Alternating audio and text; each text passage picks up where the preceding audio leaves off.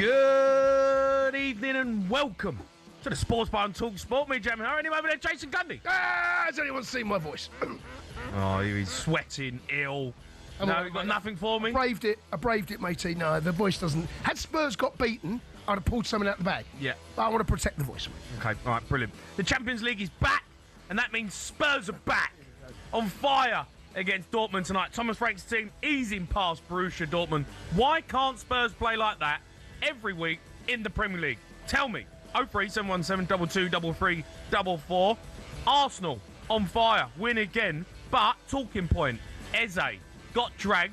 He's played 26 minutes in the last 6 Premier League games. Is he a problem? What's going on with him? Why is he not playing well? Man City got embarrassed by Bodo Glimt. Don't know what on earth's going on with Pep and Man City at the moment, but Man City fans want to hear from you. Is it the beginning of the end? 03717 22 33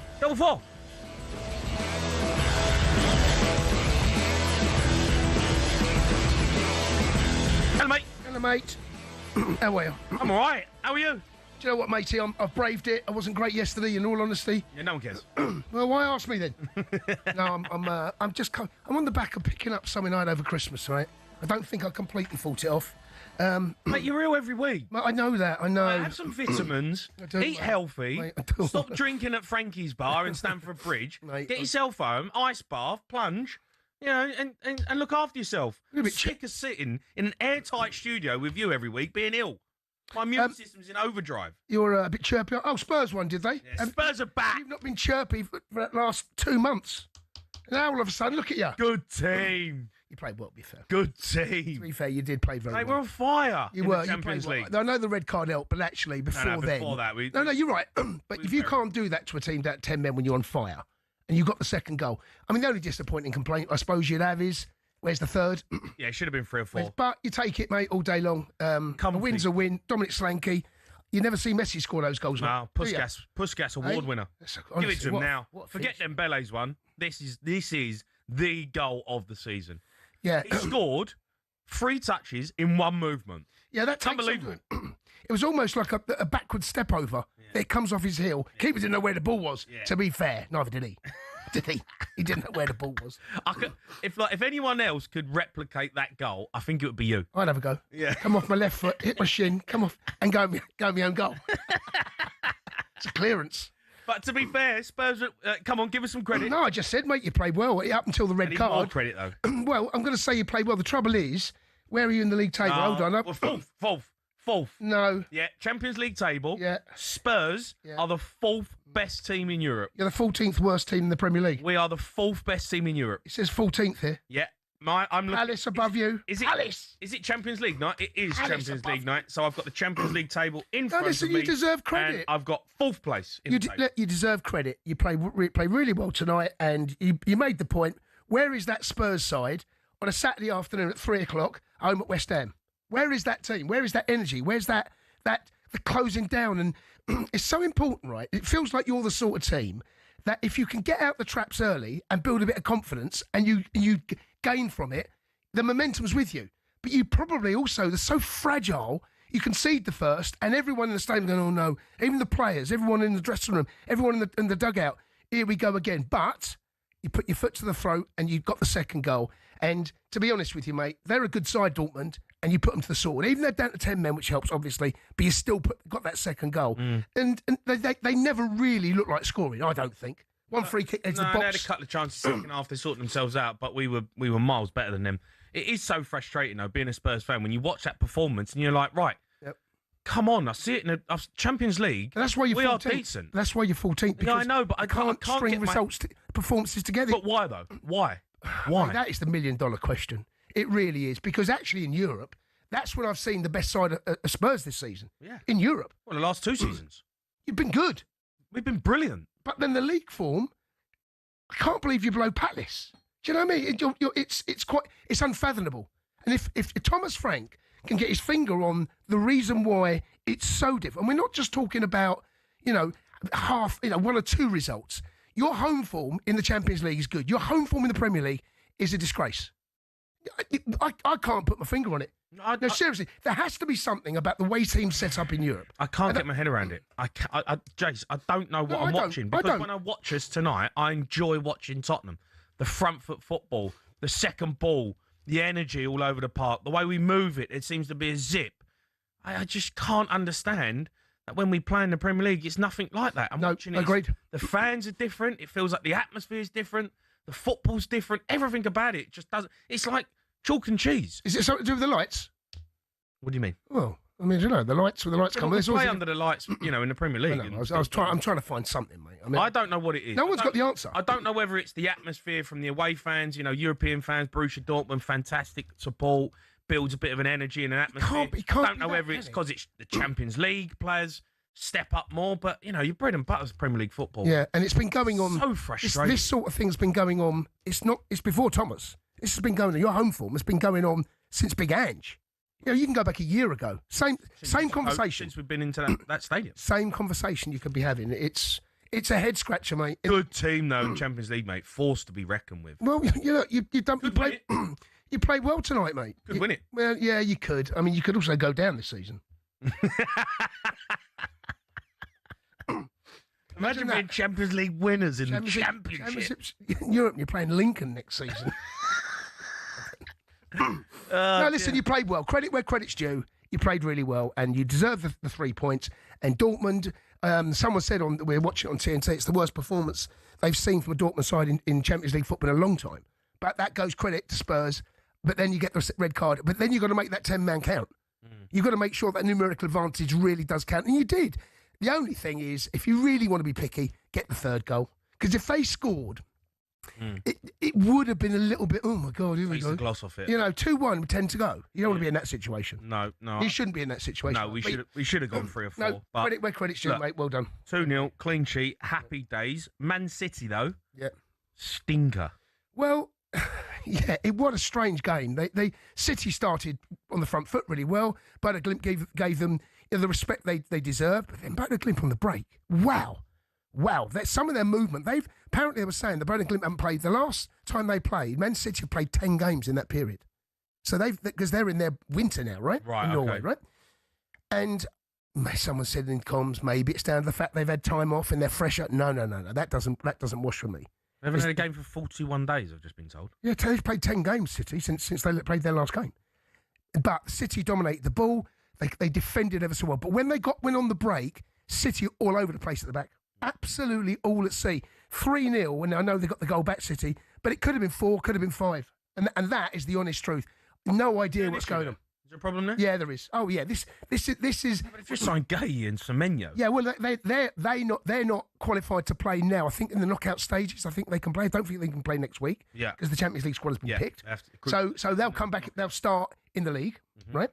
But there is a problem. You cannot get away from it. The last games they played, they've drawn 3, lost 2. That's the last 5 games. Drawn 3 and lost 2. And they got battered 2-0 at Man United. They got battered tonight. Yeah, there's a problem there. And City's title challenge has completely fallen off a cliff. And if that's anything to go by, they're going to be nowhere near good enough to win the Champions League. All right, Man City fans, want to hear from you. Obviously, a disappointing night. Arsenal win as well. We'll talk about Eze, but I'm going to go to some Spurs fans and phone us up. Marco, Spurs, all right? Marco? Yeah, you're right, lads. How are you, Marco? You happy? You've got to be happy with tonight. I'll be honest with you, lads. I'm fuming, but I think with you two, I mean, I don't know what you guys are talking about. I mean, Jamie, especially you're calling for the manager's head last week, a few days ago. Yeah, all right. And but I'm not saying... you're trying to talk to us about, you're working out why the form's different in the Premier League to the Champions League. Well, it's pretty obvious. Well, I mean, the Champions League, we played Slavia Prague at home, Copenhagen at home, Villarreal at home, 3 of the worst teams in the competition this year. And Dortmund were horrendous tonight. They didn't even turn up. They got a red card, which wasn't a red card. They didn't get that. It's Champions League, though. So maybe we're talking about 1-1. Marco, it's Champions League. What's Champions League? They're in the Champions League. Slavia Prague at home, Villarreal at home. What are we talking about here? Yeah, but in the Premier League, Dortmund are better than West Ham. At home to West Ham. Yeah, but Dortmund are better than West Ham. They weren't tonight. Well, I don't know what you're watching. Dortmund were because we horrendous, made them because we've put in a top performance. No. They had 10 men, Jamie. Well, they went down to 10 men half hour into the game. We was All over him. Okay, yeah, half an hour into the game. We're all over him, Marco. If you want to backtrack, Jamie, if you want to backtrack on what you said on Sunday and say, you know what, let's give Frank time now. No, I'm not saying that. But this has got nothing to do with Thomas Frank. This has got to do with the performance tonight. Why is our performances in the Champions League so much better than the Premier League? You're talking about... Yeah, but you're coming out saying like, oh, I know it's like half in jest saying Spurs are back and all this, but it doesn't help because we've got the worst manager in our history still sitting there in the dugout, and he's chewing his gum. He's coming out with utter nonsense every single press conference, and this one win, if it sways some fans, that's up to them, but he needs to be sacked immediately. What's wrong with chewing gum? It's the way he does it. Have you seen the way he does it? What do you mean the way he does it? When his jaw goes up and down, you mean? He does it very aggressively. I'll be honest with you, there's about 50 things I can talk about Thomas Frank about rather than the chewing gum. And I called you guys back in October to tell you that I pretty much didn't want him there. Right. I talked about the performances and the red flag. But listen, Marco, can I just rewind and slow down a little bit? This Jekyll and Hyde Spurs side at home, it's not just this season. It goes back to last season. It goes back to Ange. It goes back to the season before last, actually, if you want to look at your home performances and your results. Nothing short of a disgrace. And this is a pattern. Now, OK, you might make the point they're not as good, but he's right. West Ham aren't Dortmund. Up until the 10 men, right, you still bat them. And I cannot put my finger on why the performances are really, really good in the Champions League and so bad and so bad. Really good in the Champions League? Yeah, well, you have been in what I've seen. Yeah, you have been. Table. Marco. At home, yes, you have. Which performance? Honestly, well, all the games I've seen, to be honest. Played well. All the games I've seen this season, I've come away going. Say again. Which game in the Champions League did you think? You know what? We beat Copenhagen, who again they absolutely didn't turn up. And well, I mean we're out. You can't keep just saying, oh, they didn't turn up.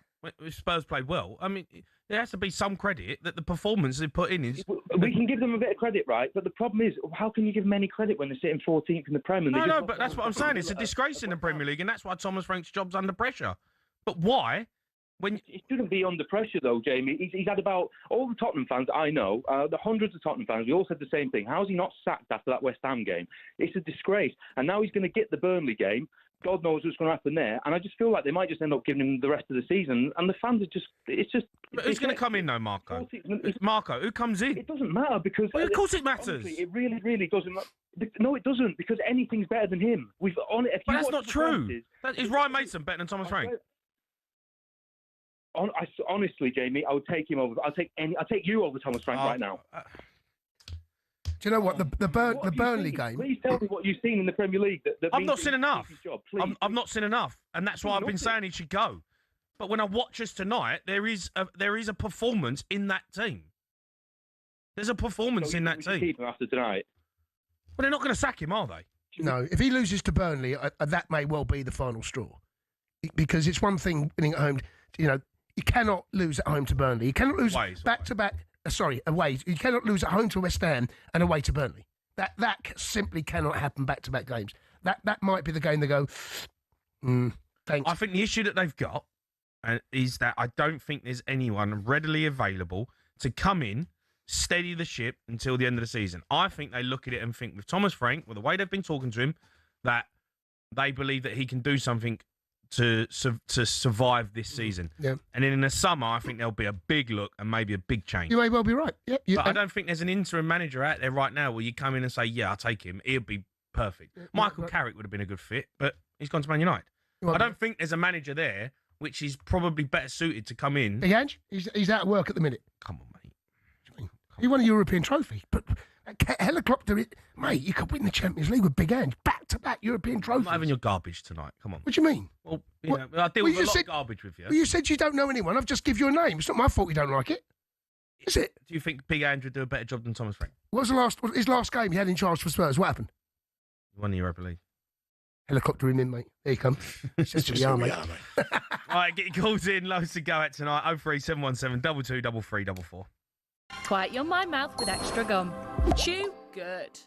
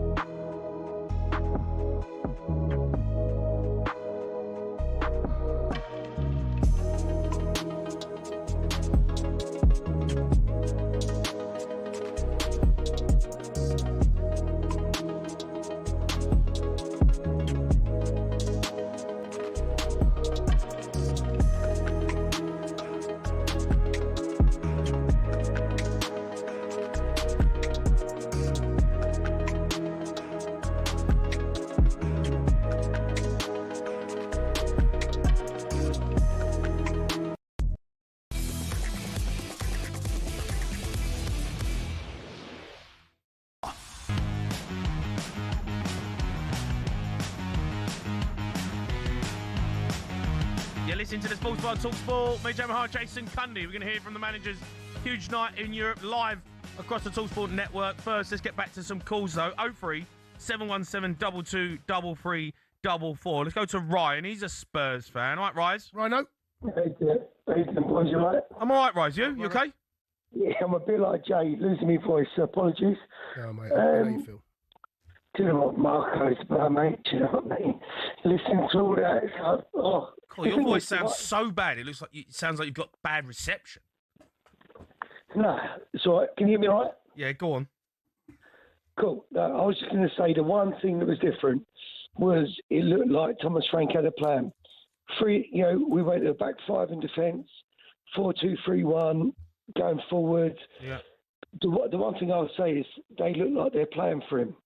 And I think as long as that still is evident, he ain't going to get the sack. What does that mean, though, Ryan? When you say playing for a manager, I mean, they're playing in the Champions League, for crying out loud. I mean, they ain't going to stroll about the pitch, are they? You know, people say he's playing for the manager. Well, they're playing for themselves as well, right? It's self-pride in your performance. You're playing for Tottenham in the Champions League against Borussia Dortmund. You don't need the manager to get you up for that.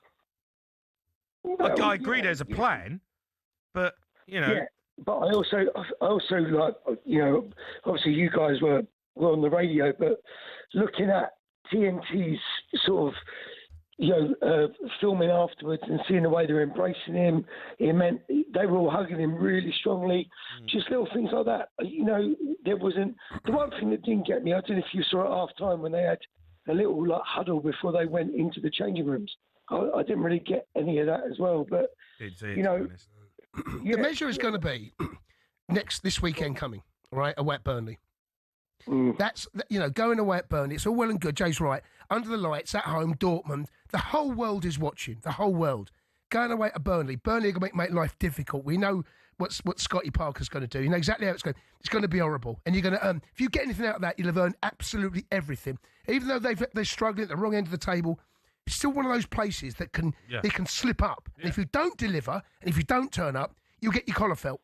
That's just, they went to Liverpool, by the way, and got a point at the weekend. Yeah, they're no mugs. All right, so that's the acid test. Parker as well, isn't it? Scotty Parker as well. Yeah. It's that sort of thing about it. The other thing I would say as well is if you look at, it might be worth looking and playing some of the younger players as well, because you look at them and you go, blimey, playing the kids. Actually, the kids that have grown up in Tottenham that have been there since 6-7-year-old, that Byfield that come on, 7-year-old, he's brilliant as well. He ain't doing that, though, is he? He wants to keep his job, You know what I mean? He's got to play his best team. What I am saying is that it's sort of like last chance saloon for him, isn't it? Yeah, I know, but your last chance saloon ain't throwing a load of kids in. I mean, when you're trying to keep your job, you need your best players to perform. It's all right drip feeding them in tonight. Byfield comes on, it's great. You're winning the game 2-0, comfortable, down to 10 men. It's a perfect game for him to come into. You ain't throwing him again. You ain't playing him again. I don't know if it's our training. I don't know if it's what's going on. There are an absolutely unreal amount of injuries. It's the whole team. I see it today. The list is ridiculous. I don't know what goes on in that medical team. I've never seen anything like it. They must need a hotel. Honestly, it's a joke. It is a joke. I can't believe how many players get injured all the time. Bergvall gets injured tonight. Same going on at Spurs Lodge. But the one thing I will say is that he's got to have a little bit of leeway, that he's still pulling out results like this when he's got the bare bones of the squad. And listen, we all know everyone's got their own issues with Enoch and with the ownership, and with, I think a lot's been sort of scapegoated for Daniel Levy and all that sort of stuff. But the reality of the situation is, if they're serious about him, they're going to back him. All the money they've spent this window has been the money they've got for Brennan Johnson with Conor Gallagher. So we'll see how serious they are about backing him in this transfer market. Because if they don't, then it's Pochettino in the summer, isn't it? And that's it. Well, yeah, maybe. Anyway, Rise, listen, thanks for your call. Sort your voice out, bud. Good luck. I'm going to go to Josh. He's an Arsenal fan. All right, Josh? Right, Joshua. Oi. How are you, Josh? Are you good? What's up? Yeah, I'm all right, man. It feels good being around the 16. Yeah, flying, to be fair. Cruising, yeah. Was it 7 on the bounce? Yeah. In Champions League? 7 on the bounce, mate. Absolutely flying high. Yeah, and you know what? I think we're just starting to purr now, Starting to purr. Well, you're going to take some stopping, I know that. that goal from Gyökeres was he needed that tonight. Didn't he just? Yeah. Did need a goal. What about Eze though, Josh? Oh, the passenger. Do you see it that way? You know what it is. You know what it is with Eze, right? Eze's defensive work isn't enough for Arteta, and Arteta is very unforgiving. We saw it with Ramsdale. Ramsdale had too many howlers in him. Arteta said, "No, let's go and get a new keeper." When they got him straight away, no messing about. This is what I love about my manager. He does not mess about. Doesn't like conceding goals. Hence why we went on that unbelievable run at the beginning of the season. Yeah? Yeah. Eze, for me, he's a very good player. He's a maverick. But he's too languid. He doesn't move around. I call him a drifter, Josh. I think he's a bit of a drifter. And I got a bit of criticism for that when I think I said it last season at Crystal Palace, and he ended the season really well. I said he's a drifter. He's in and out of games. When he's on, he's on. He's good. You know, and he can perform. He is, yeah. But the problem with him, when you go to the next level, when you're at, an Arsenal, you can't drift. You have to be involved in the game, with or without the ball, 24/7. And I think that's the problem he's got. As a team, and Eze doesn't defend with the team. No. I think it's a really good point you make, actually, because one thing about Arsenal, when they give the ball away, they retreat every single one. It's like a Red Army coming back, but they run in a straight line towards the goal. And I saw it tonight. I saw Zubimendi do it, and you do it so well. I've seen it all season. Rice does it. Everyone gets back in. And that little cutback, when your back forward is deep and you drop back sometimes, you have to go back in your 6-yard line. On the penalty spot, Declan Rice is there. Zubimendi's there. And you're like, they've run 40, 50 yards, those boys, to get themselves there, to stop that little ball, that cutback. And that's why Arsenal are the best defensive side in Europe right now. And that's why they're going to go You haven't deep. seen Eze for the last 4 games. Yeah, and he is a bit of a, he's a player that you've got to not build your team around. Well, in some ways, Palace, you can afford. He was the main man at Palace. Yeah, and when you're as talented as him, and you're a Crystal Palace and you're playing a 3 at the back and the wing-backs tuck in, you might be able to get away with that. But when you're at Arsenal... But do you know what's going to happen? Ethan Nwaneri is going to surpass him soon. Well, we'll see. Ethan's off to Marseille now. Ethan's off to Marseille. He's going to sharpen up his skills. I'm really happy. Is he going? Is he going or gone, did you say? It's more or less done, is it? Yeah, it's done, I think. That. Yeah. Well, he's a talent, the kid, so he'll play every week. I want to say something. Tottenham just need to just stick with Thomas Frank for goodness sake. Why am I going to listen to you, Josh? No, Arsenal fan. No, listen to Josh. Every single year, you're always talking about who are we going to get in? Who are we going to get in? You've had every single manager under the sun. Yeah. Europa League winners. Doing that. Yeah, you've had every single manager under the sun. I know, but one of the Europa League, though, Josh. What you lot need to do, you just need to start again. That's what Arsenal did. Start again every season. Again. Spurs are No, back. but just do it properly, for goodness sake. You know? Yeah, but it's all right you saying that. You stuck with Arteta because you were garbage for a few seasons, but there was a plan in place. There was a strategy with him as the manager. We wanted him straight after Wenger, but he wasn't ready. Exactly. Arsenal So, don't mess about I don't know managers. if Tottenham are convinced that is Thomas Frank. I agree with you. I'd love to back a manager for 4 or 5 seasons like you did with Arteta and have a clear plan. Just stick with him, man. I don't know if Thomas Frank's that guy. Josh, I don't know if you're taking the you know what. I think you are, mate. I don't think you couldn't care less, mate. Listen, he will be gone in 3 weeks because your fixtures are unreal. Yeah? You will beat City and you will hand the title to us once you beat City. I think it's over anyway. That's what I can say. But anyway, boys. All right, Josh. Cheers, Joshua. Thanks for your call. Cheers, bud. Keep them coming in. Loads to talk about. You can talk about Spurs, Thomas Frank, talk about Eze, Arsenal fans. You're a bit worried about him not doing the business. Man City fell off a cliff. Terrible. 03717 223344.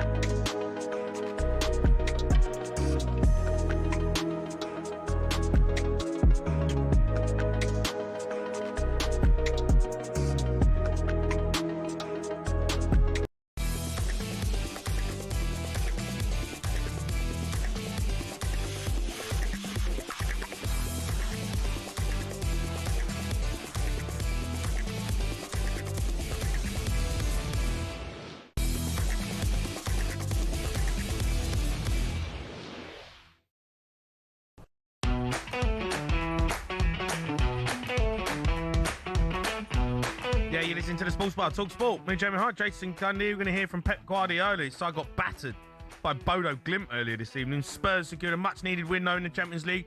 They beat Dortmund 2-0. Let's get back to your calls. 03 717 2233 44. Let's go to Chris. He's a Spurs fan. All right, Chris? All right, Chris. Boys, how you doing? All right? Yeah, I'm all right, Chris. You was at the game? Did you enjoy it? Yeah, well, I did enjoy it, but I think it's again, Thomas Frank. It's a touchy subject with everyone at Spurs at the minute, as you know. But I think he was forced to pick the team that he picked tonight, and they played the way they wanted to play, because if he's not been picking Bergvall. He's not been putting Gray in the position where he was today. He's not been giving them the freedom. If you watch Tottenham regularly and you go, you can see Frank on the sidelines. When you watch it on the telly, it's not the same. When you watch the games, you can see him on the sidelines, always pulling them back, always pulling them in. He's always trying to keep it tight. I don't think he really gives them free rein to play the game as much, really. And it's just, it's nice to see the boys that were doing really well. You had Odebear and Xavi down one side. They were playing really well. But I don't think it was the game he wanted to play. I think they just played the game. Chris, let me ask you this. All right, so I watch as much of Spurs as I possibly can, okay? And I see all the live games, I see everything, right? There was something about Spurs in that first 10, 15 minutes that you don't often see. And you gained confidence from that. And, okay, they went down to a red card, but you carried on that front foot. And, 2-0, they got away with it a bit, Dortmund, in all honesty. On another day, if you take your chances and make more of those opportunities, you go up 3-0 at half-time. Why do you not see that? Why is that not energy, closing down, working as one, hunting in packs, not going in ones and twos or throwing your arms up? That first 15 minutes set the tone. That's where you won the game, in the first 15, 20 minutes. Yeah, I think it was just genuinely because the players were excited that they were thinking, actually, we might be able to play our own game here. And they just went out. They went out to try and prove something. I think Bergvall went out to prove something. I think Xavi went out to prove something. Yeah, but the way that they set up, and you're right, I listen to a lot of Spurs fans phone up, not just this show and other shows. They say similar to what you've said, that they retreat, that there is a defensive mindset, that there's almost a fear of conceding. And that feeds into the game, feeds into the fans. And sometimes, more often than not at home, you get results like West Ham. But tonight, the question really is, why didn't you see that Saturday? Well, it's a very good question. And I just think he was forced into the selection and forced into changing it up. And he's just had to say, right, we'll have to do it like this. I think the thing with Thomas Frank is, and I was talking to my old man today about it on the way, like I say, he's driving, we're on our way back home now. And we were talking about the way some managers, they look at the team they've got and they force the players to play the system that the manager wants to play, rather than looking at the players and then playing the system that is better for the players to get results. So you look at Amorim at Man United, he forced the players to play in the system that he wanted, and it just didn't work. You've got Carrick who's come in, he's looking at the players and he's going, right, how can we make this better and let them play in the way that they're more comfortable playing? And I think Glasner's the same. Glasner, it's said, he doesn't generally play that style of football, but with the players that he had and what he had in front of him, he's had to play that style of football, and they did well until obviously the owners are sort of dismantling the team. Do you know what, right? I'm looking at your lineup at the weekend. Why? Didn't Basuma play? Yeah, no, but I'm saying, no, you got Conor Gallagher in there, right? Oh, yeah. But what I'm saying is, that shape and that team, why can't they play like you did for the first 20 minutes? What's stopping that team doing the same thing? I'm not convinced it's the team. They do. Yeah, but hopefully they do now. Hopefully he says, all right, we'd have had a fantastic game. I think, Xavi's got a knock and Bergvall's still got a knock. And to be honest, knowing Thomas Frank, if he's got anyone else who can play, he'll probably swap them out and he won't play that same team against Burnley. And we'll go to Burnley and we'll probably lose. So it's one of them ones where, if he can, hopefully he can play the same team. They were a lot more fluid. They looked a lot more comfortable on the ball. Down both channels, they were playing fantastic. The work that, I think it helps having Solanke back in the team. I mean... Oh, I think he lifted everyone. I think and, he played well tonight, but he works hard. He's up for pressing from the front. Do you know what I mean? So then he sets the tone if you're going to play that way. Yeah, absolutely. So I want to listen. we have to continue playing that way, Chris. He ain't out of trouble here, Thomas Frank. He's got a result against a decent Borussia Dortmund side, but he has to take that performance, and it has to be the same again against Burnley. It has to be 3 points. You can't go there and then put in another, bang average performance in the Premier League against Burnley and expect to not get criticism again. It's got to be right. Let's go again. That game's over. We've played well. This is how I liked it. Let's do it again. Yeah. And if you don't, no, I'll say one last thing though. Romero, I'll tell you what, because he's another one of them players. He is world class. If you watch him, he's world class, and he really does control from the back, and he really sets the tone as well in some games. But he doesn't get the credit because he's playing for Spurs. But I think he's a fantastic player, and I really rate Romero. And I think he gets a lot of stick for his attitude sometimes, and the yellow cards and red cards he gets. But I'll tell you what, he's phenomenal, and he played phenomenal tonight as well. Decent. I mean, listen, he's got a 10 out of 10 performance in him as a centre half. All right, Chris, thanks for your call. We're going to keep going with them. You want to have your say on tonight's performances. Want to hear from Arsenal fans on Eze because it is looking like a bit of a disappointing season for him at the minute. He's not getting involved too much in the Premier League. He got dragged tonight. Is he a drifter? That was my argument with him. He can't play like that when you're at Arsenal. And obviously Man City earlier on, absolutely shocking. Pep Guardiola, we're going to hear from him. They are having a stinker. 03717 22 3344.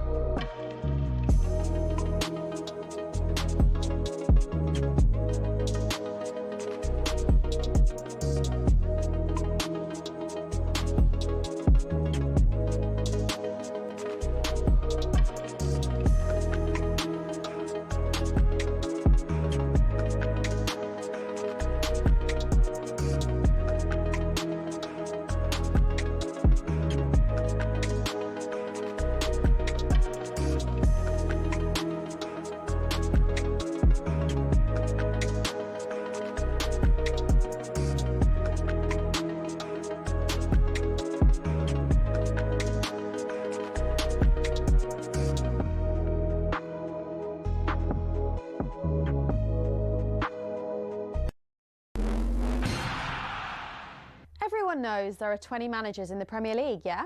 Well, actually, no. Around 3/4 of them are not managers. The terms manager and head coach are often used interchangeably to describe Premier League bosses, but they're actually two different jobs. So let's explain how and why. For years, fans referred to Mikel Arteta as Arsenal's manager, but I'm afraid technically... I don't think so, no. From his first day on the job, he was the Gunners' head coach. Let's pick a random moment in time, February 2025. Only 6 Premier League bosses actually held the official title of manager rather than head coach.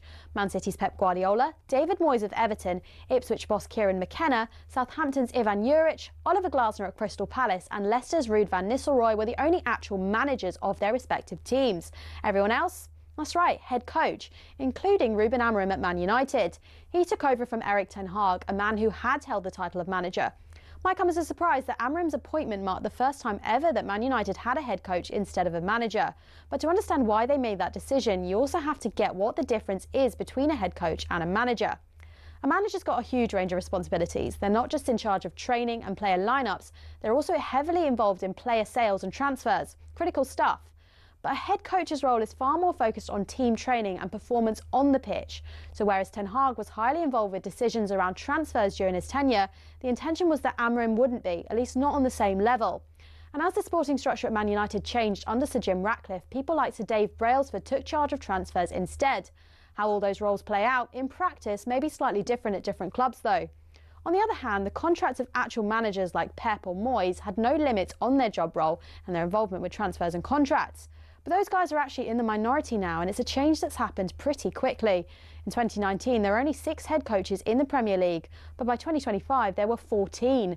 A clear indication that more and more clubs are moving towards a model where the guy in charge is actually only really in charge on the pitch. And the way things are going, it might not be long before all 20 clubs have got head coaches, and the job position of football manager in the top flight is no more.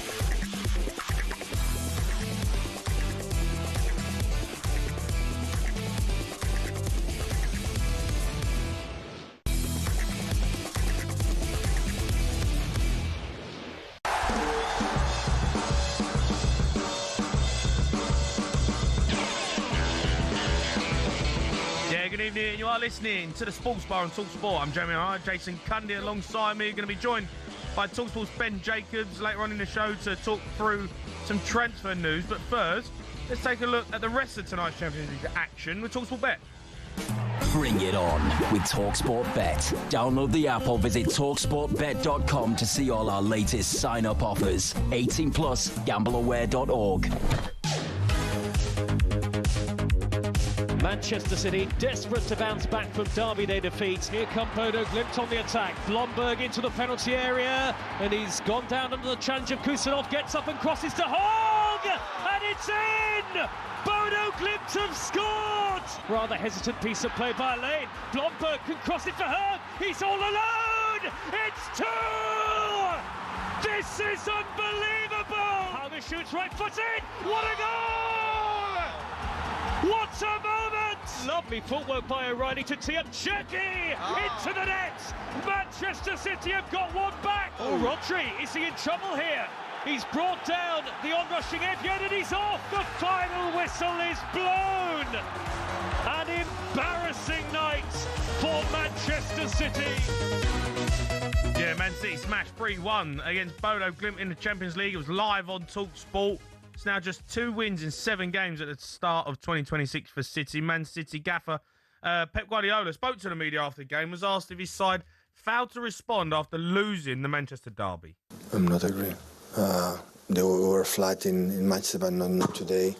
But of course, when we don't have with Savinho or Jeremy's or our wingers proper, and in other departments, the problems we have 9 important players like are not here, and they give us a little bit more consistency that we have. But I don't have the feeling that today the team was not there. But it's well organized. The 4-4-2, they close incredible inside. You have to go outside, and outside we don't have players to make a 1-against-1 or make a movements in behind, and that's why we struggle a little bit. But in general, it's a transitional team like most of the teams in North Europe, and they are really good. So congratulate them. We cannot say anything else.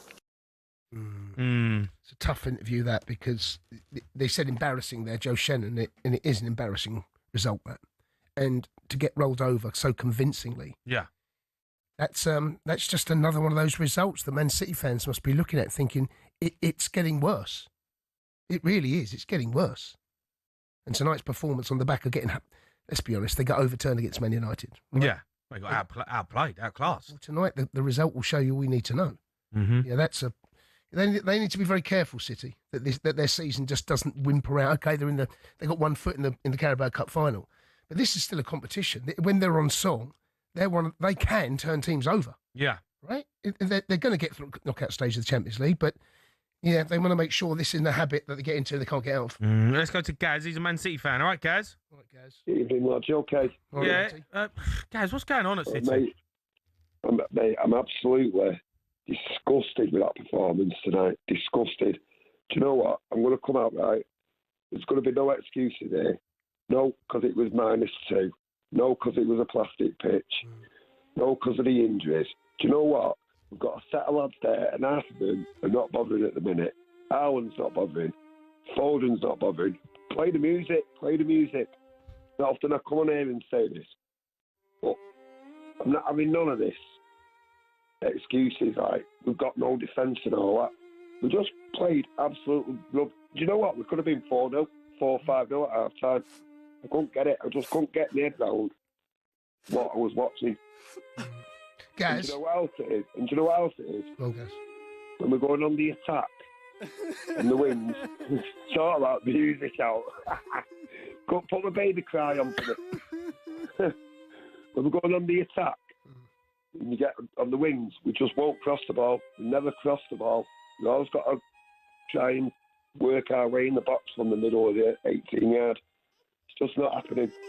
And I don't think we're not going to win anything now. And I phoned up the week saying we're going to win. Please get me. I don't know what's happened because, look, you just went on a bit of a run. Everyone's talking about you back in the title race. Everyone's, looking at Man City again. You're bringing in players and you're thinking, here we go. After Christmas, they're going to kick on like they always do. But I mean, the thing is, I don't like. I can't believe how flat you are. The last two games I can go back to was Chelsea at home, and then a couple of days later Brighton at home. We was winning in both of them, and we just couldn't push on for the second goal. That cost us like 4 points straight away, and you just won't cross the ball. Pep was saying in that interview then, we didn't have Doku, we didn't have Savinho and all that. But even if they're playing, they don't cross the ball. They won't cross the ball. Yeah. We've got a 6'5". But you know what? Also, as well, that I agree with that. But also, you always give teams a chance. Whenever I see you play, you're never. I look at Arsenal, and I look at how, as a unit, they defend, and they are so good. You're a shadow compared to them. Defensively, and the way you set up, and the amount of times that they broke Bodo Glimt tonight, right? And they scored from 2 of them. There were other examples where you're leaving 3v2s at the back. It's like how is this allowed to happen? It's because our wing backs go up. Yeah, but surely but then someone. That's Rodri's job, isn't it? Just to sit in there and be the extra body. You can't be exposed like that time and time again. That's another thing tonight, Rodri. He was Ballon d'Or winner last year. And he did that tonight. Yeah. He's not fit. Since he got that injury, he's not come back the same. He looks sluggish. And that second yellow card proves it when he just dragged him back. Yeah. Honestly, it was a disgusting performance, mate. Well, like I said, Gaz, I don't know how much you heard what I just said there, but you want to make sure that this slump doesn't continue because your title challenge is almost over. I mean, it's for my money. It's not. It's not over. It was almost over. Mate. It's almost, but you say it's not over. No, but there's 7 points behind, mate. Arsenal. No, but it's still got to go to the Etihad. Yeah, but Arsenal got to lose 3 games, and Man City got to be perfect. There's no way that's happening. Just no way. Gay's putting on a Man City shirt from the weekend. Yep, that is a massive difference. It is a huge difference. I agree with that. And, you know, one player at the back can make a I agree with that, but I just don't see Arsenal. Arsenal are just too good. They're just too efficient, too strong, too well organised. Every single player's on the same sheet. Every single one. That City team tonight, nowhere near it. No, miles off it. All right, Gaz, thanks for calling. I'm going to go to Jackie Knuckles. All right, Jack. All right, Jackster. Hello, strangers. How are we? All right, Jack. What's happened? I've not been too well. I've been a bit poorly the last couple of weeks. How's the knuckles? No, all right? No, it's I've got a few stomach issues. I'm waiting to go in hospital actually. So, anyway, we don't want to talk about that because it's a bit bad. It's bad enough talking about your team. Oh God, do you know what? I agree with everything Gaz said. Gaz is a great lad. Honestly, that performance tonight was unacceptable from start to finish.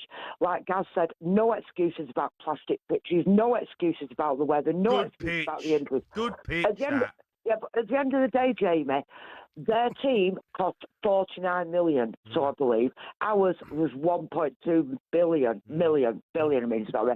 We could have gone there. We disrespected that. And, you know, them going forward, they were absolutely superb. You can't be blaming, I mean, I feel sorry for Max Lane because it's his first European game, but he should have put Ake alongside Kuzanov. And I don't understand Pet's thinking, why on earth do you put a right back at left back and a left back at right back? Why? It's ridiculous.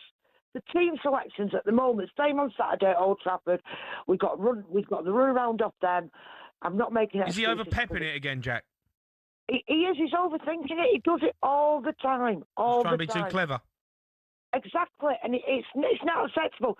And do you know what? Them lads, I know most of them lads, 450 of them went over, don't know them all, but I know a lot of them. Jeff, Andy Fulham, Darren Page, you know, they've travelled all that way for that, and it's cost fortunes. And the club... Good team, though, Bodo Glimt, Jack. Oh, Jamie, you're talking they're a good side. They're semi-final of the Europa League last season. Spurs turned them over. I know. They're a good team. Jamie, come on, let's act sensibly. Half that pitch. There's no way they should get rolled over like that. Exactly, there's Jason. no way, It was mate. absolutely pathetic. Yeah. And I watched it, and I, when it went to 3-0, I just put my head down. I thought, what the hell is going on? We can't continue playing this tippy-tappy football, side to side, back to back. And like Gaz said, the wingers, they're not getting the crosses in. You know, I know look at Haaland's body language, you know. There was one, I think it was 1-0 at the time. There was a chance to play the ball up to his feet. And they really were protecting him well, actually. I think defensively, the way they set up was stopping that ball in. But his face, I remember his face. He looks so... He's so frustrated, Jason, because they're not giving him the service that they can give to him. I mean, come on, he's got 1 goal in 8, and that was a penalty. Before that, he was scoring for fun. He's got 20 goals in the Premier League. I just don't know what to think. You've got to get a ball up to him quickly. I mean, your first instance has got to be, where's Haaland? Do you know what I mean? Players have got to be on the wavelength to be like, right, where is he? As soon as I get the ball, head up, can I find him? Can him go and get pressed? And if he ain't getting the ball, he should be screaming at midfielders and wingers, get the ball into my feet, get me in behind. He was furious. And then, you force a couple, Jack, but they might nod it down the Bodo Glimt centre-half, and then you're at the second ball. When I'm watching Man City, it's sideways possession, sideways come out. And teams just sit in and go, right, go on then, do that then. We'll just sit on the 18-yard box. Jamie, what you said last night about the Premier League, a lot of the teams are doing this sideways, backwards, forwards, and it is boring.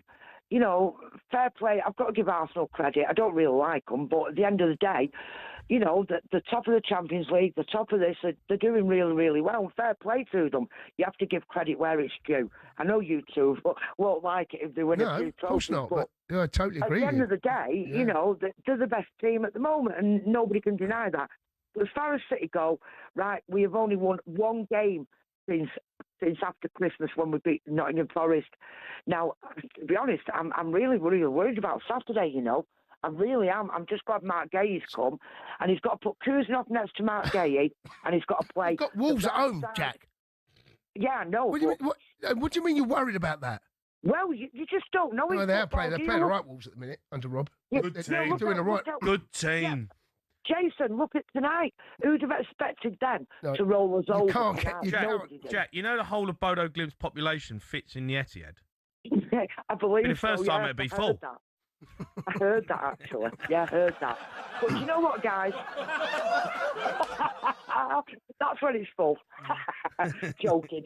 Listen, thanks for letting me on, Jack. guys. I've not been on for Jack. a few weeks. Hope you're okay. Take care. Yeah, get well. Thank you, guys. Take care. Thank you. Bye-bye. Bye. All right, keep your calls coming in. That was a look at the latest Champions League action. Thanks to TalkSport Bet. Terms and conditions apply. 18+. We can with all. Bring it on with talkSPORT Bet. Download the app or visit talksportbet.com to see all our latest sign-up offers. 18+, gambleaware.org. Up next, we're going to see who Jason Cundy was winding up 10 years ago. You know, got the old 2016 challenge. Well, we've got a Jason Cundy special.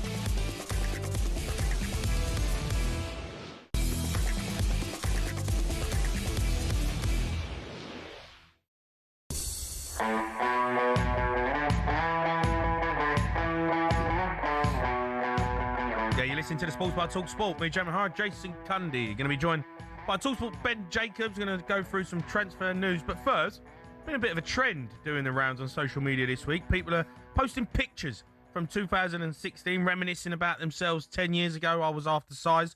So we thought we'd get involved, take a trip down memory lane and look back at what me and Cundy were doing 10 years ago. Cundy, obviously, still on the sports bar, and he was busily rattling a few people on Twitter. Here we go. Here's a picture. If you're watching this on YouTube, there's a tweet up from Jamie Carragher from 2016. It says, Jason Cundy on @talkSPORT. What a bitter man. Shut up, talking absolute you-know-what. And Carragher actually phoned up the sports bar that night and had it out with Cundy live on air. We have found the audio. Let's have a listen. Welcome to the sports bar, Jamie Carragher. Jamie, good evening. Jamie. Hey, boys, you okay? Yeah. I'm going to sit back and let you speak to Funboy now after you insulted him, Jamie. No, I couldn't listen to anymore. I was on the car on the way home on the, obviously, as high as a kite, and Cundy's trying to bring me down. Go on then. What have I said to upset you? Liverpool have just had one of the greatest sort of European nights. Everyone's top of the world. You're talking about Liverpool not winning leagues, how bad they were in the first half, living in the past. That's not the story. That's obviously. I know you don't like Liverpool. There's a rivalry between Liverpool and Chelsea. That's fine, but it's not the night for that. I don't want City to win the Champions League. I don't want Liverpool in the Europa League. That's me as a bitter football fan. Aren't we all like that? I'm exactly the same. I was gutted when you won in Munich, I can assure you. Jamie, that's all I've been saying. No, I think that's a fair comment. Liverpool fans phone up, and you were part of that side that won the Champions League, and it's won in 35 years. And yes, they've won, and you've won 5 European Cups, but, you know, when they're coming on, that is living in the past in my mind. That is living off history.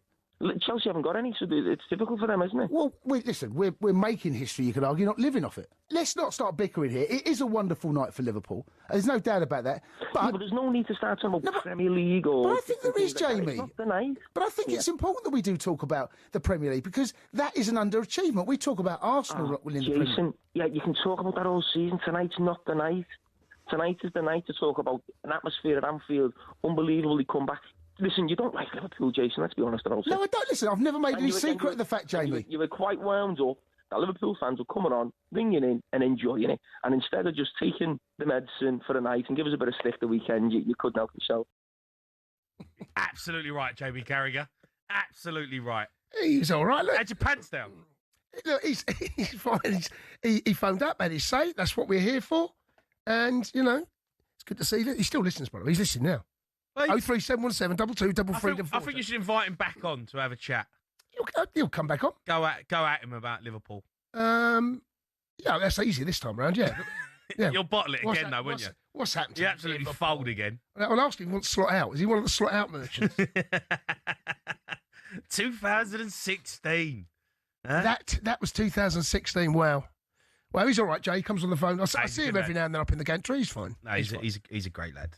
He's a legend. Yeah, we'll try and get him back on. You got his number, Rhino? We'll get him back on. Yeah. Get him on Thursday. He spoke to Ryan. He said his Cundy's still working there. He couldn't believe it. It's unbelievable he's still there. He listens. Don't worry about that. All right, let's go to John. He's an Arsenal fan. All right, John. All right, John boy. All right. To be fair, I think Cundy handled himself quite well there compared to another well-known radio host when a certain Chelsea player phoned up years ago. I don't know if you remember that. Go on. Frank Lampard. We'll just say Frank Lampard and leave it at that. Oh, yeah. I think that was a different radio station, though, wasn't it? Wasn't this one? First of all, I'd like to congratulate Tottenham. Oh, here we go. They've done really well. Hopefully they get through to the last here we go. I see what you're up to here, John. See what you're doing, mate. And then if you get lucky, you'll get an easy game in the last 16. And then if Arsenal get you in the last day, I'll call that a bye. Yes, I knew something was coming. Yeah. Something was coming. Now. John, listen. Yeah. You're doing great, Arsenal. Fair play to us. Don't worry about us. We're fourth. That basically says 14th. Throughout Europe, we are the fourth best team in Europe. You're not fourth yet. The other team's got to play tomorrow night. You'll probably be sixth or seventh after tomorrow. We're fourth. Right now, you're not. Tomorrow you'll be. Anyway, it doesn't matter. Look, you know, it's interesting. An interesting discussion talking about Tottenham and this and that and the other. Look, I'll ask you the question. If you put Brighton in any of the top leagues in Europe, where do you think they'd finish by the end of the season? Brighton? I think they'll be muscling in and around easily European places. top 6. Agreed? Maybe. Well, yeah, I would say European places, yeah. Go on, what's your argument? I think they'd be top 6, top 4. Look, the Premier League is so difficult. You don't talk about Tottenham losing to West Ham, but Liverpool couldn't beat Burnley the other day. We struggled to beat Wolves at home. United struggled against Wolves and ended up drawing, didn't they? It's just a tough league. Yeah. And that's the problem. You play these European teams and you think they're great teams. They're not great teams. No one's saying they're great teams. No, I'm not saying teams. No, but Borussia Dortmund are a top German side. Second. What are they? Yeah, there's only one team in Germany. There isn't this. But there ain't. I mean, obviously, Bayern Munich are the best team, but Dortmund are a European giant. It's got a lot to do with the way football's played. Obviously, it's a bit more technical in Germany.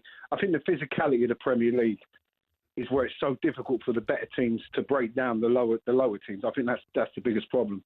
And they're all set up to counter, and I think it's really different. That's why teams like Arsenal are terrified of opening up against teams. So they're terrified of getting countered. I mean, the game against Liverpool, Odegaard made a little mistake in the 20th minute, gave the ball away, and we didn't get the ball back for 15 minutes.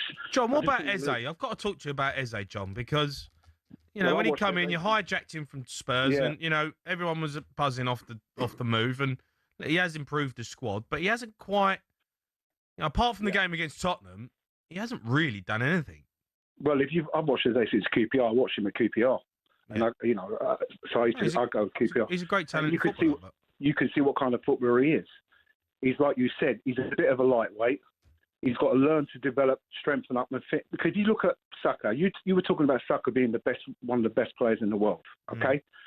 The reason people don't think he's the best player in the world because he's not as skillful as a Yamal. But Saka is the best right winger in the world because he can do everything. He can tackle, he can hold the ball. He's not the best right winger in the world. I think he is because I think he's just all round. He's better than Lamine Yamal. Yeah. Much better than you. Yeah, much better than you. He wouldn't be effective in the Premier League. He'd look more like Madueke in the Premier League. Whereas Saka, he plays within a team, a strong team, and he does everything. So that's why I love Saka so much. Is he better than Dembele? Dembele's not a winger anymore. Well, Dembele. Is he better than Doué? At the moment, I personally think for Arsenal, he's the best player they could have because. I mean, you just said he's best in the world. Well, I think he is because I think if you put him in any team, and he might in another league, in an easier league, playing for a Real Madrid or Barcelona, he might be a bit more fluid, a bit more attacking. But because he plays in a tough Premier League, he has to. You can see the difference when. No, listen, I'm not. I love Saka. I think he's brilliant, and I agree with what you're saying. But I don't necessarily agree he's the best player in the world. But footballer, yeah, because the reason you don't see it is because he's a complete footballer. So you're looking at Eze. Eze's not a complete footballer. He's been a counter-attack man for these teams where he's the luxury of like waltzing around and just looking for that counter with space in behind. He hasn't got that now. John, I agree with most of what you're saying. Actually, I think the way that he sets up Saka is perfect for Arteta. Yeah. We were talking about Eze. Unless you get back and defend without the ball and you make yourself an extra body, you ain't in his team, and he does that so well. I just wonder, because I remember Eden Hazard at Chelsea, and there was a lot of conversations about Jose Mourinho stifling Hazard. He's getting him to do too much defensive work. We're not seeing the Hazard. He's got the handbrake on him. Yeah. Do you think there's an element of that maybe, that we are seeing this version of Saka, and under a different manager, we would see another version of Saka because he wouldn't be asked to do that. But he does it brilliant. It's not criticism. I'm just asking what you think about that. I personally think it's the way they play. Personally, I think Arteta is brilliant. He's like Jose Arteta. Did you see what he did tonight with Declan Rice? Did you see what he did? Has anyone spoke about it? Go on. He put him on for 10 minutes. He grabbed the guy around the waist and deliberately got a yellow card so he misses the next game against the nobodies. Okay. And that was planned. 100%. He was even smiling. He was smiling. Listen, he was smiling. That was planned, but. Well, Jose did it. Jose did it, so why not? It's all in the game. You're allowed to do it. Well, go on. It's clever. Well, Ramos done it, didn't he? I remember, was it not Ramos? Yeah, they all do it. Yeah. I know back in the day when the old Carabao Cup come around, you four Lielas in, the Carabao Cup first round. But this is a massive difference because we're going to play in the last 16 and we don't want Declan getting banned for like a quarter-final game. He's got his 2 yellows and now he's clean again. So, hopefully he can get through to the final and not get banned. But I personally think Arteta's brilliant and he's got a way of playing, but I do think he's very tactically inflexible. He won't allow, especially in the Premier League. Tonight actually played a loose team. He played Eze and Jesus are not physically as capable as the normal guys, and it was quite loose at first. I don't know if you watched the game, but it was very loose. It was very loose. You haven't seen Arsenal play like that for a long time because they didn't have the physicality, and they just said, right, we're just going to bounce it about and take chances. But he doesn't really want to play like that. He doesn't suit Eze. You know what I mean? I personally think against the lesser teams, he could risk dropping Zimmermende and play Odegaard and Eze. And he did try it, and he got injured, Odegaard, didn't he, in one game earlier in the season? Yeah. But he's quite inflexible, Arteta, and listen, they're winning. You know what I mean? Yeah, you're winning games. Can't stop winning. You're a winning machine at the minute. You keep winning. Keep on the march. Even when City, get drop points and get beat, you still pick up a point. I know Gooners weren't happy with that point away to Forest, but it's another point gained. I totally agree. John, thanks for your call, mate. Keep them coming in. We'll squeeze a few more on. We've got Ben Jacobs. He's coming on next to talk about the latest transfer rumours. Plus, Jack Grealish has got a bad injury.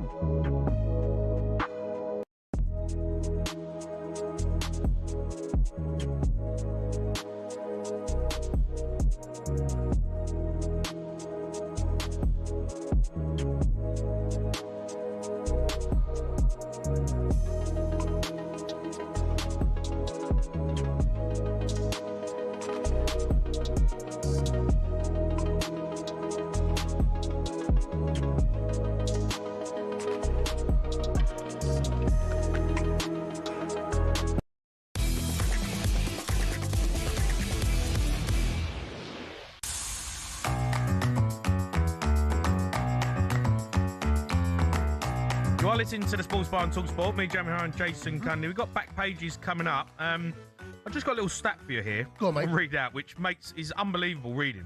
Spurs are the only side that haven't conceded a single goal at home in the Champions League this season.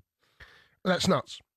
I mean, that is ridiculous. When you think about nuts. It is ridiculous. Yeah. When you think about our league form and home form in the Premier League, it's absolutely atrocious. That's what I was saying to one of the first callers.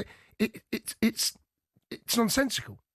I can't work out how, when I've seen Spurs at home, how you've been good, and when I see this is the Champions League, and in the league you've been shocking. There's I can't put a finger on it, mate. Unbelievable. I don't know how they take that Champions League form into the Premier League. Well, he's got to try at the weekend, by the way. Yeah. Right, time now for a transfer update with Intuit QuickBooks. Transfer window. Breaking news on talkSPORT with Intuit QuickBooks. Tackle your self-assessment with Intuit QuickBooks. Search QuickBooks to find out more.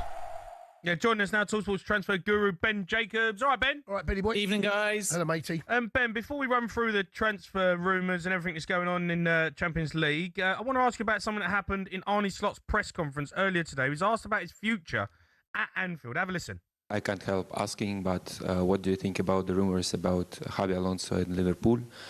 Does they hurt you, and do you feel the rising pressure from your fans who are booing their team?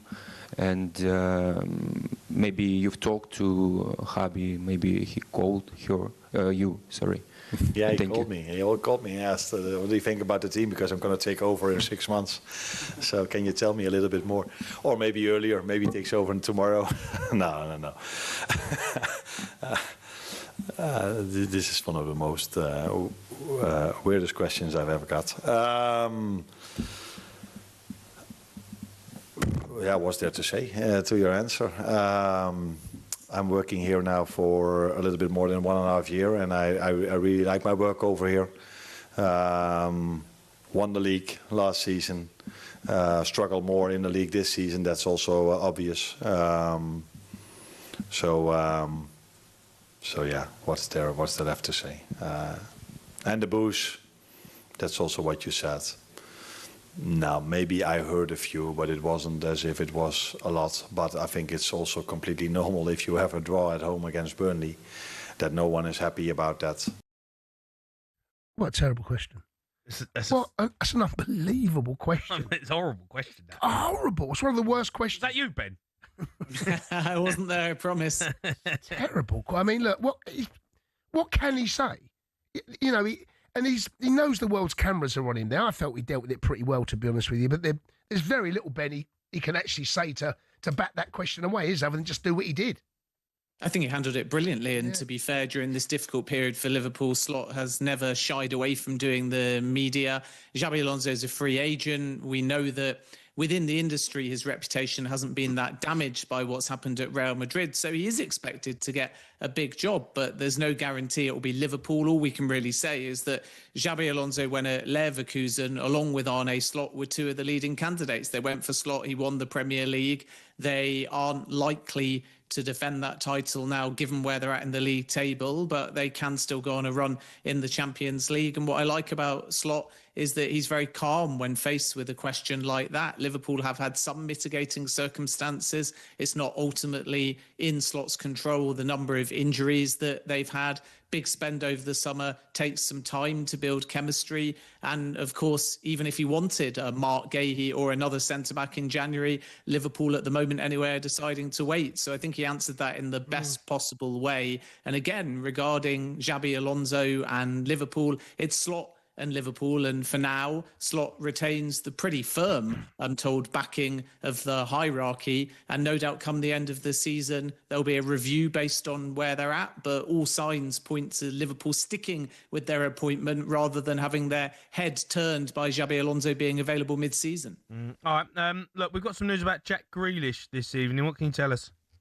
Yeah, real shame for Jack Grealish. We understand that he's sustained a suspected stress fracture in his foot, and that means that he's going to be out for a number of months. Now, he's going to be seen by a specialist, and then we'll know a little bit more. And if it is months, for example, Everton and Manchester City might have to determine what the best pathway is for his recovery. If Grealish had aspirations, and I think his form warranted at least a conversation of making the World Cup squad in the summer. He'll now have a prolonged spell on the sidelines. And really, it just saps a bit of momentum from a player that obviously was shunned out a little bit at Manchester City, didn't go to the Club World Cup, but has been brilliant for Everton so far this season. And he was able to soldier through their last game, an excellent win for Everton against his former club, Aston Villa. But then the pain had tests, stress fracture, and now, unfortunately, he faces a relatively lengthy spell on the sidelines, which is bad news for him, bad news for Everton. And let's see whether the Toffees decide to go into the market to bring in another wide player, or maybe more likely Dwight McNeil, who's been speculated with a move away, will probably end up having to stay at the football club. Yeah, terrible news for him. For him, yeah. It's been a bad start to 2026 for Crystal Palace. Jean-Philippe Mateta, rumours that he may well be leaving Selhurst Park in this window maybe, or possibly the summer. What you heard? Yeah, it's a strange one because Jean-Philippe Mateta first went to Crystal Palace and said he had no intent to sign a new deal. And some of that, I'm told, was financial as well. There was a gulf between Palace and Mateta in terms of the wage demands. Then Mateta made it clear that he would be exploring a move away, with Serie A being his preference. Originally last year, it looked like Milan might come in, and then more recently Juventus. But Juve can't find a formula that works and is agreeable to Crystal Palace. And as a consequence, they've backed off. And now Mateta's most concrete option is potentially Aston Villa. So Villa are concurrently seeing if they can get Tammy Abraham over the line. They've got player buy-in, but it's complicated because Besiktas have got an obligation to buy, and they consider Tammy Abraham their player. So Villa actually have to negotiate with Besiktas. And whilst they're determining whether those advanced talks are going to lead to some kind of solution, knowing Tammy Abraham wants to return to Aston Villa, where he played under Dean Smith in 2018-2019, there's also an exploration of Mateta, a long-standing Villa target. Now,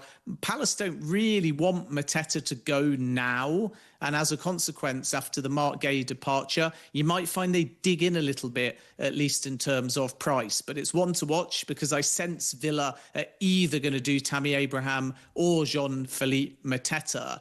And as a consequence, if they can't get that breakthrough with Besiktas, then the talks for Mateta might just advance in the coming days. If that doesn't come off because there's no Serie A option anymore, then I sense Mateta sees out the season a bit like Oliver Glasner and goes in the summer. Okay, let's just finish with Chelsea. They're in talks with Rennes defender Jeremy Jacquet. What can you tell us about him?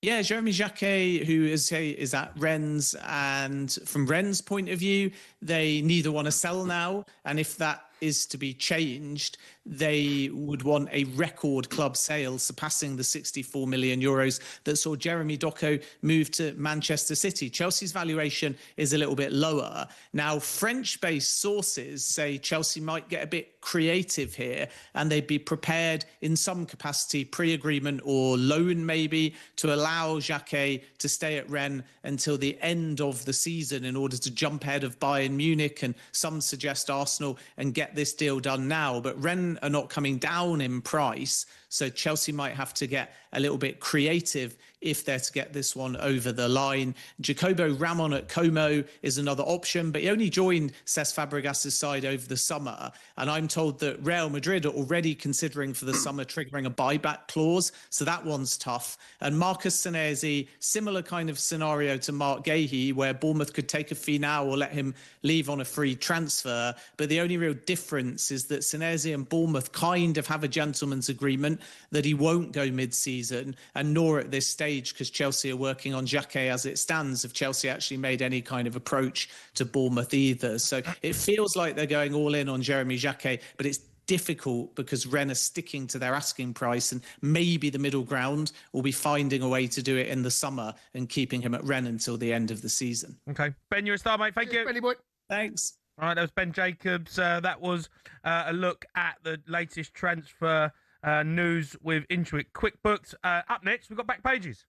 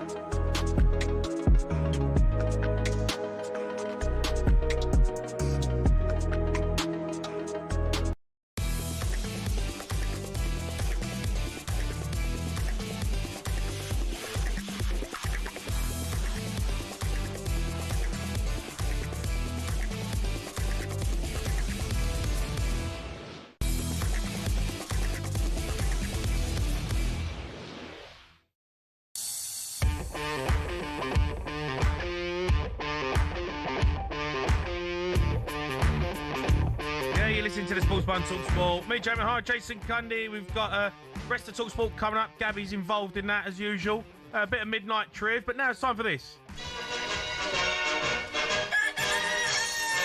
JC is in the house.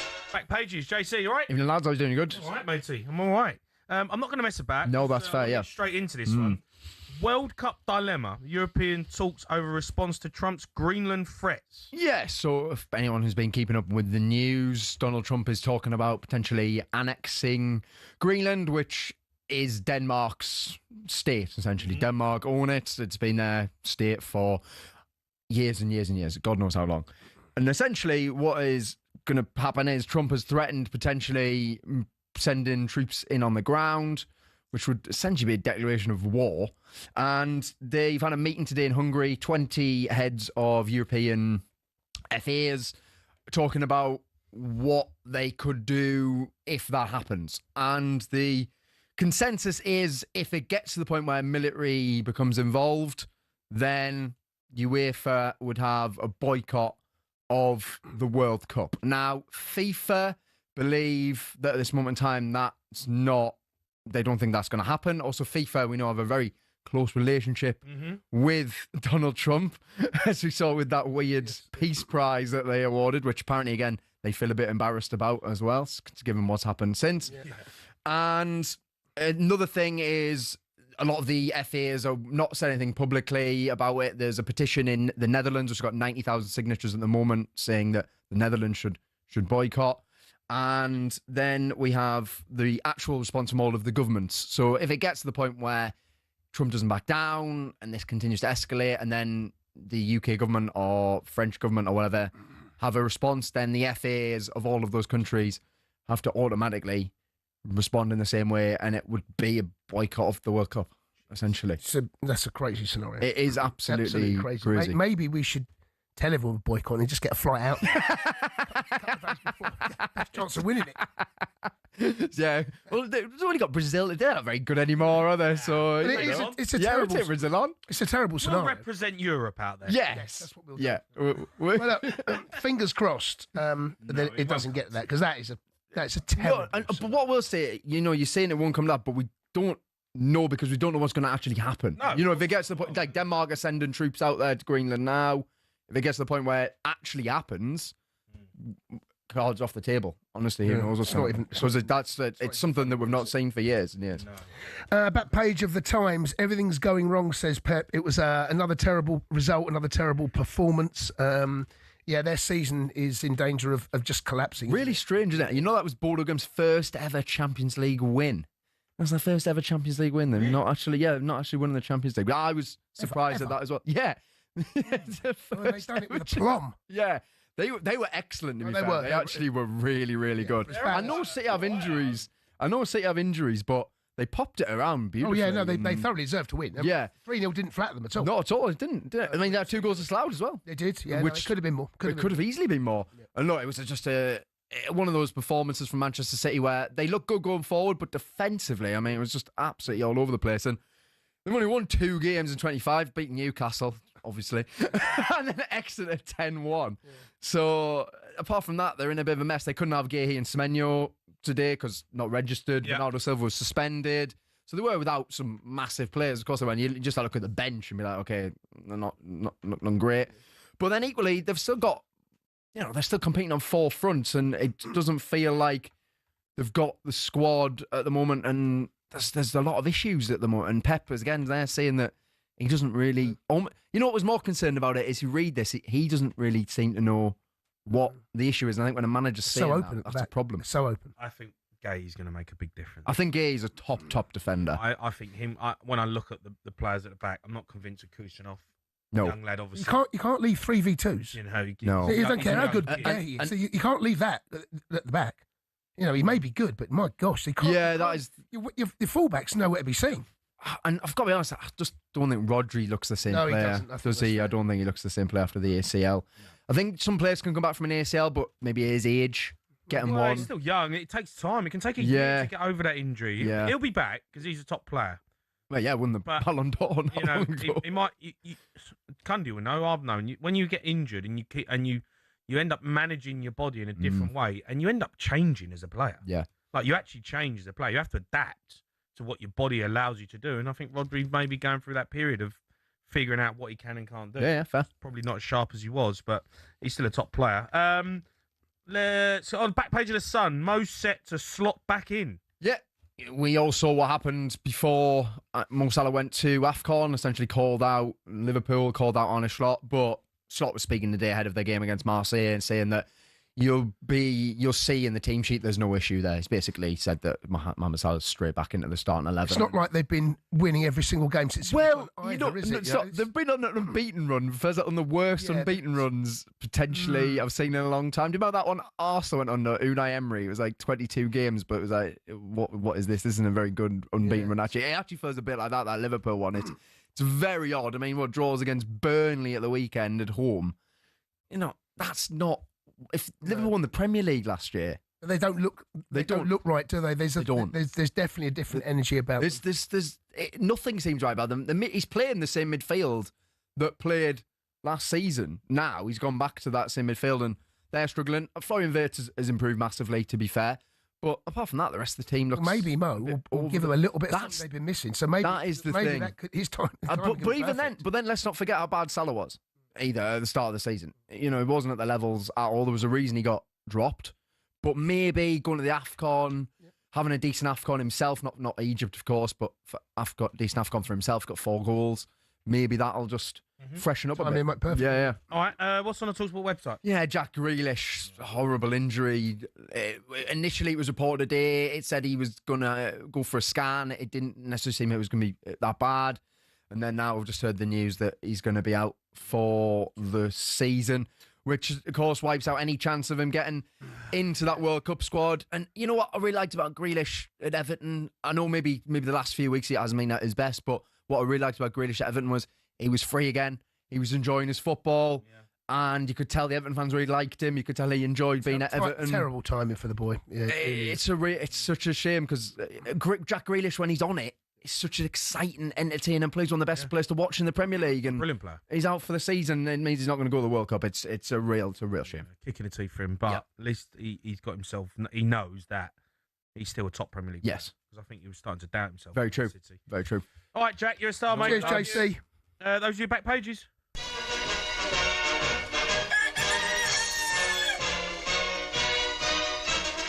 Right, a bit of midnight triv coming up. Help us out. Have a bit of fun. 03 717 22 3344.